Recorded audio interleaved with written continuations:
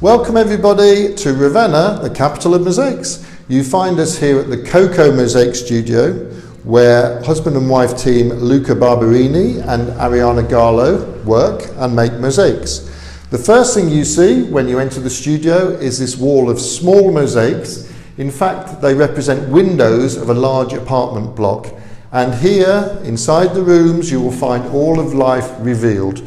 There are people partying, there are lovers loving, getting drunk and fighting. There's even people murdering each other. And what's clever about this wall is that the mosaics slot into the wall, and when the mosaics sell, they're replaced. Each one is numbered. This one is 917. When Luca gets to 1,000, he's going to publish a book. This one was made a few days ago and shows Donald Trump becoming president of the United States, and that's it.